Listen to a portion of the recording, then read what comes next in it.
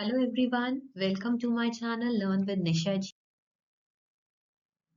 So we begin with part 3. In this the topic is refraction of light. Okay. See, light seems to travel along straight line paths in a transparent medium, right? What happens when light enters from one transparent medium to another? Does it still move along a straight line path or it changes its direction? Okay.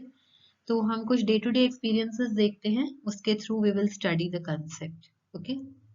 So you might have observed that the bottom of a tank or a pond containing water appears to be raised. जब आप उसे देखते हो तो आपको लगता है वो ऊंचा है काफी, बट वो काफी गहरा होता है, right? Similarly, when a thick glass slab is placed over some printed matter, letters appear raised when viewed through the glass slab. ठीक है, थोड़े letters बड़े दिखते हैं, ऊपर appear होते हैं. So why does it happen? Have you seen a pencil partly immersed in water in a glass tumbler? It appears to be displaced at the interface of air and water. ठीक है, straight नहीं दिखती वो. So you might have observed that a lemon kept in water in a glass tumbler, it appears to be bigger than its actual size when viewed from the sides. Okay. So how can you account for such experiences? That we are going to see. So let us consider the case of the apparent displacement of a pencil partly immersed in water. Okay. So the light reaching you from the portion of the pencil inside water seems to come from a different direction compared to the part above water. So this makes the pencil appear to be displaced at the interface. So for similar reasons, the letters appear to be raised when seen through a glass slab placed on it, right? So does a pencil appear to be displaced to the same extent if instead of water we use liquids like kerosene or turpentine, right? Will the letters appear to rise to the same height if we replace a glass slab with a transparent plastic slab?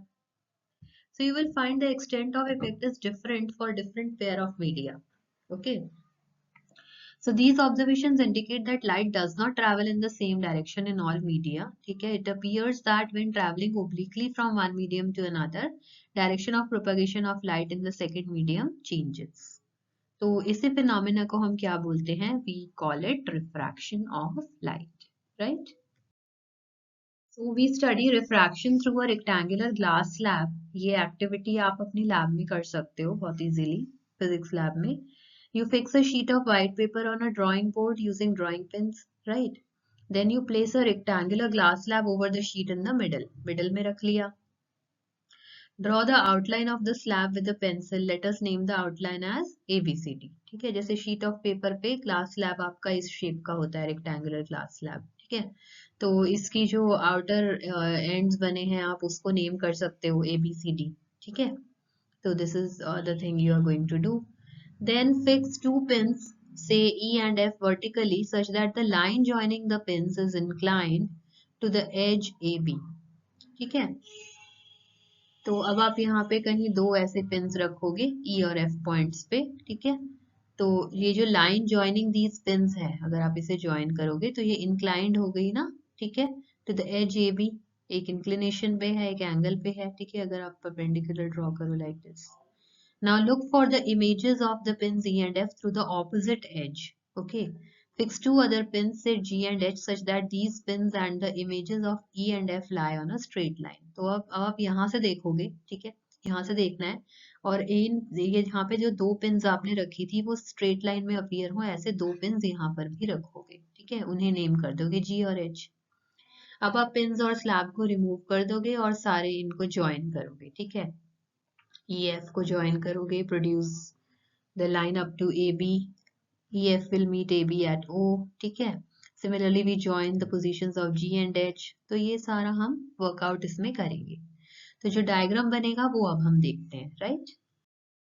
तो इसमें आपका इस type का diagram बनेगा, figure 9.10, which shows the refraction of light through a rectangular glass slab. ठीक है, तो यहाँ पे आपने जो दो पिन्स इनिशियली प्लेस करी थी और यहाँ से जो आपको अपीयर हो रही है वहां प्लेस करी थी. ठीक है, तो इसमें आप देख सकते हो अगर आप EF को एक्सटेंड करो तो ये यहाँ आती कहीं, बट यहाँ ना आके ये इधर शिफ्ट हो गई. तो बेसिकली लाइट अंदर जो ग्लास स्लैब की है वो इस पाथ के थ्रू ट्रेवल करी है. ठीक है, तो let's understand this. So you note that the light ray has changed its directions. कहाँ कहाँ डायरेक्शन चेंज हुई है? पॉइंट्स O और O डैश पे. यहाँ पर जहाँ पे यहाँ बाहर एयर थी अंदर ग्लास है तो इंटरफेस पे चेंज हुई है. यहाँ अंदर ग्लास था बाहर एयर है तो यहाँ इंटरफेस पे चेंज हुई है. ठीक है. Points O and O dash they lie on surfaces separating two transparent media. Air भी transparent medium है और glass भी transparent medium है. ठीक है. We draw a perpendicular NN dash यहाँ पे to AB. ठीक है. At O और MM dash draw करेंगे perpendicular to CD at O dash. ठीक है. The light ray at point O has entered from a rarer medium to a denser medium. Air होता है rarer as compare to dense. Glass heavy होता है ना तो glass dense है. Rarer to denser गया है. ठीक है. एयर टू ग्लास गई तो यू कैन सी ये जो लाइट रे नहीं तो ऐसे जाती तो it is now towards the normal. ये एन एन डैश नॉर्मल है ना इसकी तरफ ये बेंड हुई है. ठीक है. और ओ डैश पे क्या हो रहा है? ये डेंसर मीडियम है ये रेयरर मीडियम है तो डेंसर से रेयरर मीडियम गई. तो एक्चुअल में लाइट कहीं ऐसे जाती तो it has moved away from the normal. ठीक है. तो यहाँ पे भी ये चेंज हुआ है angle. So now we have to compare the angle of incidence and angle of refraction at both the reflecting surfaces AB and CD. These angles we can compare. This is I, this is R1, I1 R1, I2 R2. ये हम compare कर सकते हैं. ठीक है. Now, a ray EO is obliquely incident on surface AB. This is called incident ray. इसको incident ray बोलते हैं हम. O dash क्या है? This is refracted ray. इसको refracted ray बोलेंगे. O dash H emergent ray. ये बाहर जो आई है ये emergent ray होती है. ठीक है. तो जो emergent ray है और जो हमारी incident ray है वो parallel होंगी. ठीक है.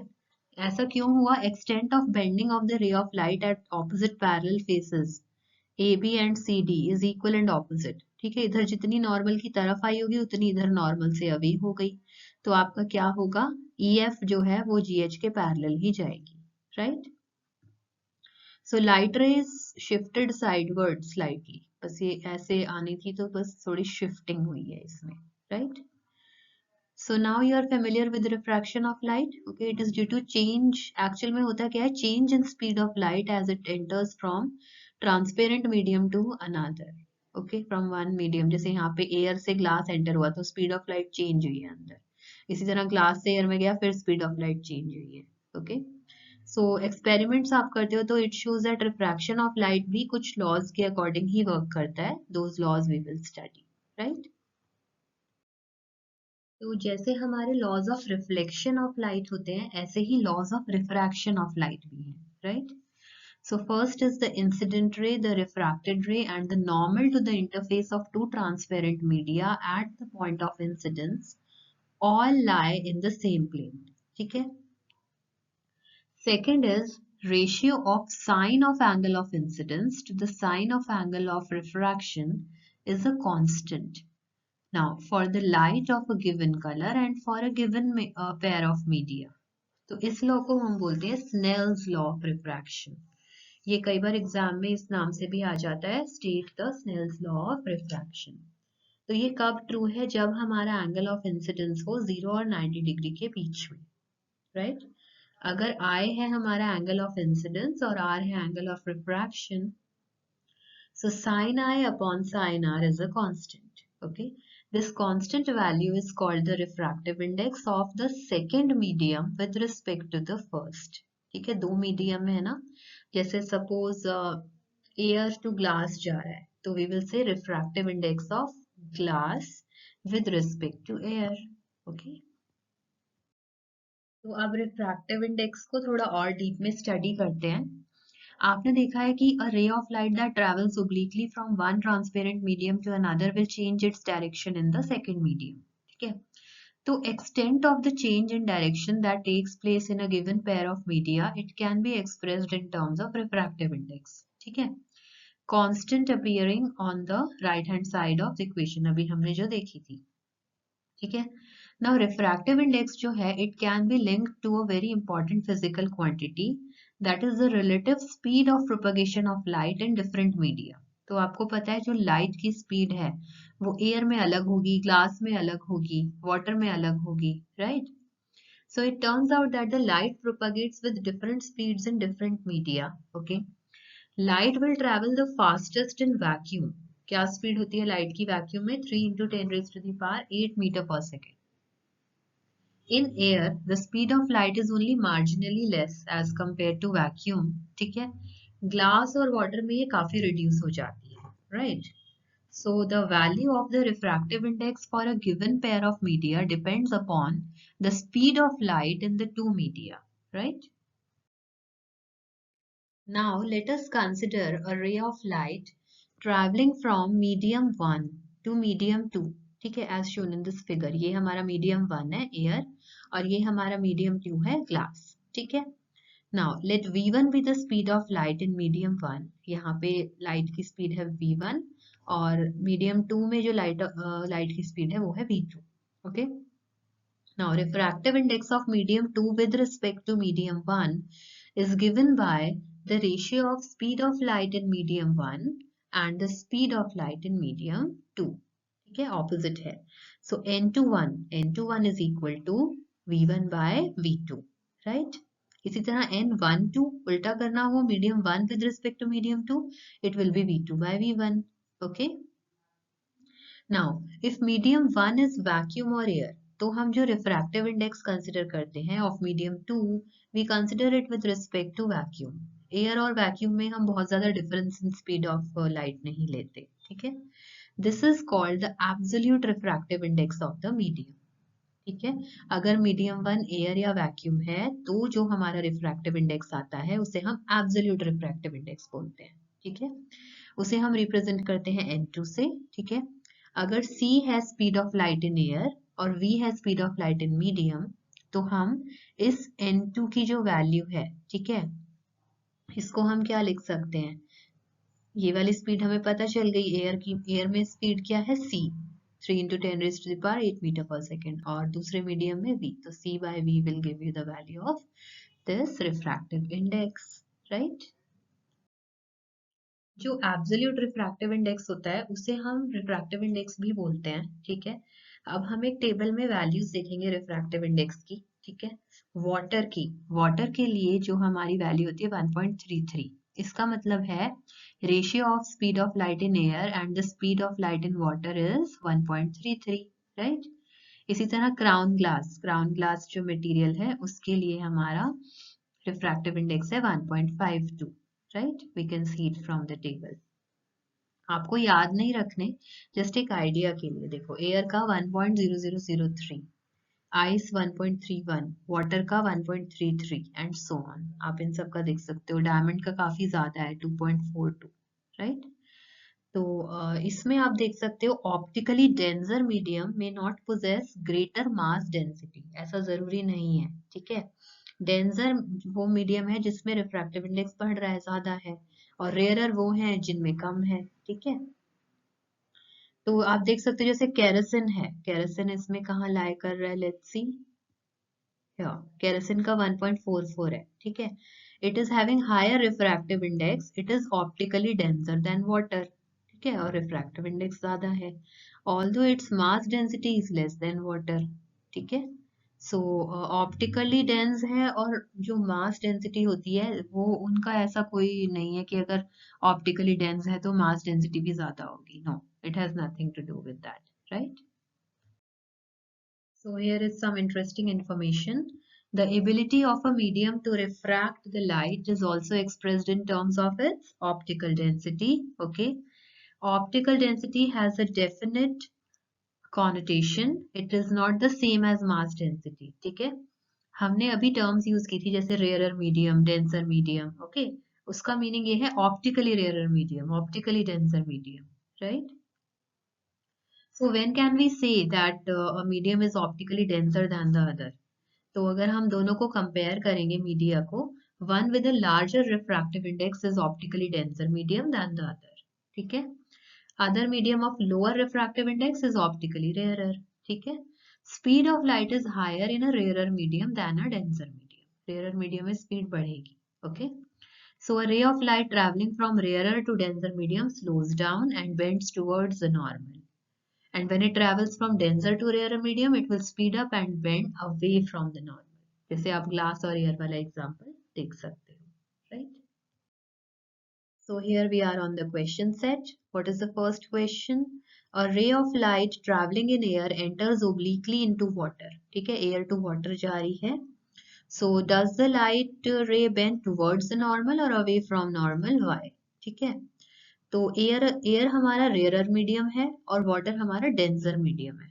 तो रेयरर टू डेंसर जा रही है ना लाइट. ठीक है, तो it will bend towards the normal. Okay, this happens because speed of light decrease करेगी डेंसर मीडियम में, causing the ray to change the direction and move close to the normal, right? This is first done.